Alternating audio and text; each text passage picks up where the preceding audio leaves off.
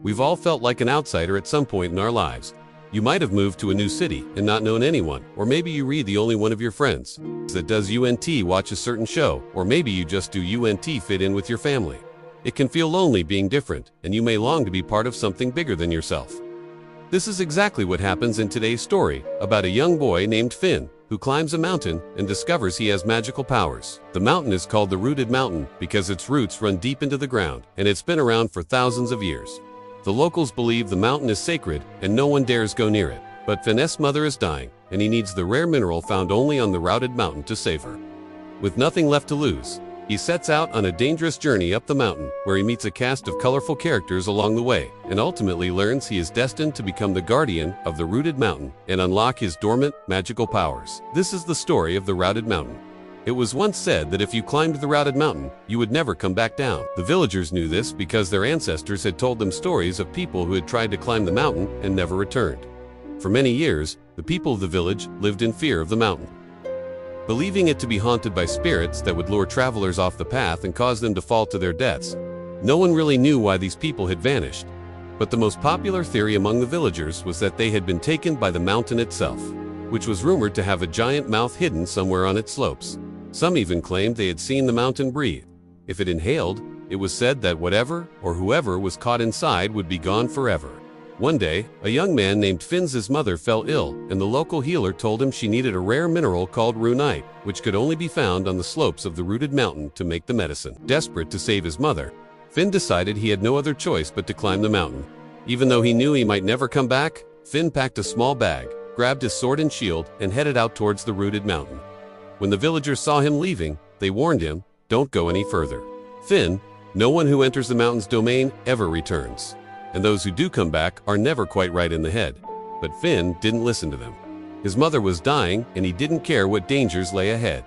As he approached the mountain, he noticed something strange. The trees and bushes seemed to be reaching out towards him as if they wanted to grab him and pull him into the forest. Despite this, he pushed on until he came across a clearing. In the center of the clearing stood a tall, gnarled tree with thick roots that snaked across the ground like giant pythons. As Finn approached the tree, he could feel its eyes boring into him, and a voice echoed in his mind, "Turn back while you still can. It is too late for you to turn back now." Startled by the sudden sound, Finn instinctively drew his sword and shield. Just then, a figure emerged from behind the tree, and Finn braced himself for battle. But when the figure stepped into the light, Finn saw that it was just an old woman with a kind face and twinkling eyes. "Who are you?" Finn asked cautiously. "I am the guardian of this forest," the old woman replied, "and I have been watching you. Why do you come here?" Finn hesitated, but then he told the old woman about his mother's illness and how he needed to reach the Rooted Mountain to get the runite for her medicine. The old woman nodded understandingly. "I know why you're here," she said, "but you must be careful. The mountain is a dangerous place. Many have tried to climb it and none have succeeded." She paused, then added, "If you're determined to go on, I may be able to help you. Are you sure you want to do this, Finn? Because there's no turning back? If you do decide to continue your journey, you will need to pass through the Whispering Woods. Be careful there, because the trees can be very tricky and will try to distract you from your path. They will whisper sweet nothings in your ear to lure you off the beaten track. If you listen to them, you'll never find your way out of the woods." After thanking the old woman, Finn continued his journey. Soon entering the Whispering Woods, as the old woman had warned, the trees seemed to lean towards him as if trying to grab him and pull him into their midst. And he could hear voices whispering his name, calling him closer and closer to them. But Finn kept his eyes on the path ahead and eventually reached the edge of the forest. He turned to thank the old woman, but she had vanished. Shaking off the strange feeling that had come over him as he walked through the trees, he continued his journey. Ahead of him, the path became steeper and rockier, and the air grew colder and thinner. Finally, he reached the top of the mountain and looked around in amazement. Before him stretched a vast, desolate landscape that seemed to go on forever. In the distance, he could see other mountains, but this one was the tallest and most imposing of them all. It was the Rooted Mountain. Taking a deep breath, Finn began his descent into the mountain. As he climbed, he could feel the air grow colder and colder until it was almost freezing. Despite the cold, he pressed on until he finally reached a cave hidden behind a waterfall. As he entered the cave, he could feel the heat from the magma, deep inside the earth, warming his skin. Suddenly, a gruff voice boomed through the cave. "Who goes there?" Startled, Finn drew his sword and shield. "It's just me," he replied, trying to keep his voice steady. "I'm looking for the runite." "Runite? the voice repeated.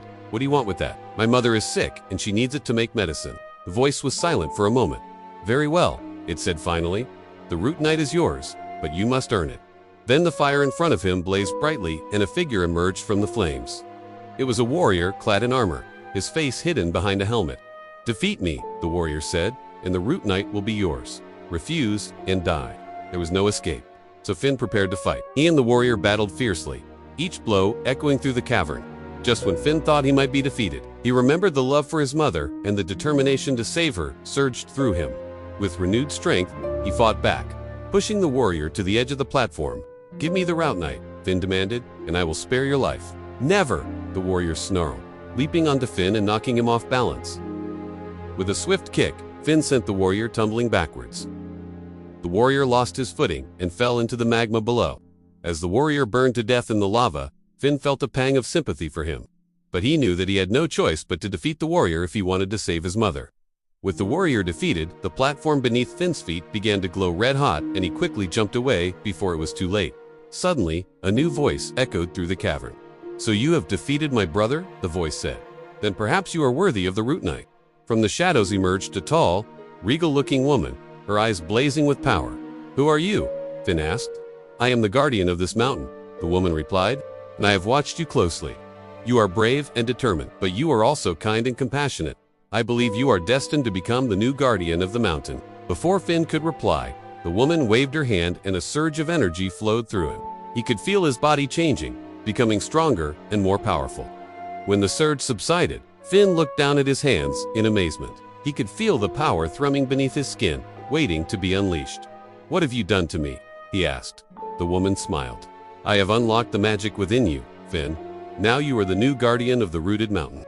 And with this power comes great responsibility. You must protect this mountain and all who dwell here. She paused. Are you ready for this, Finn? Finn looked out over the vast landscape, feeling the power of the mountain surging through him. He knew he was ready.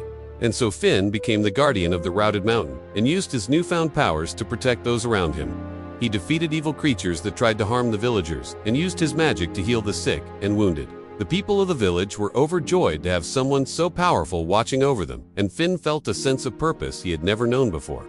And that, dear listener, is the story of the rooted mountain. What did you think of the story? Did you like it? Let me know in the comments below. And if you want to hear more stories like this, stay tuned. Until next time, goodbye.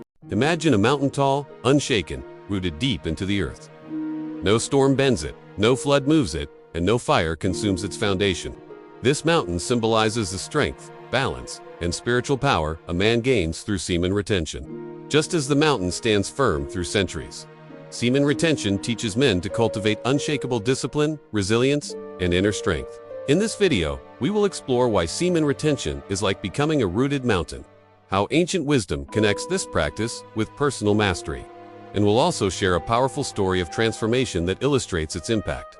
Stay tuned until the end, because this journey may inspire you to unlock strength you never realized was within. The mountain has always been a sacred symbol in spiritual traditions. In ancient scriptures, mountains are where sages meditated, prophets received visions, and seekers found peace. Why? Because mountains represent stability, height, and connection between the earth and the heavens.